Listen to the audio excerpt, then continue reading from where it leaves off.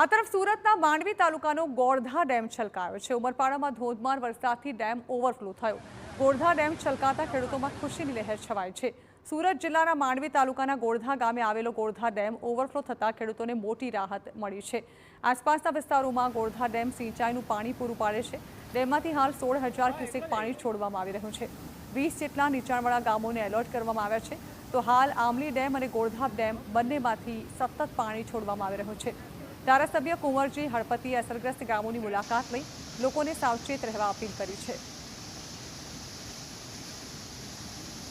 આમલી dam, Gordha dam આ બંને ડેમમાંથી નીચાણવાળા વિસ્તારમાં 16,000 ક્યુસેક જેટલું પાણી છોડવામાં આવી રહ્યું છે। ખાસ કરીને ઉપરવાસના વધારે વરસાદને કારણે 16,000 ક્યુસેક પાણી આવી રહ્યું છે અને તેના આઉટફ્લો પણ 16,000 જેટલો રાખવામાં આવ્યો છે। જેમાં અંધારવાડી દૂર, ગોરધા, કાલીબેલ, મોરીઠા, સાલૈયા, કરવલી, અમલસાડી, ગોરસંબા, કાશિયાબોરી અને નંદપોર જેવા ગામડાઓને એલર્ટ કરવામાં આવ્યા છે। તો આ તરફ સુરતમાં 25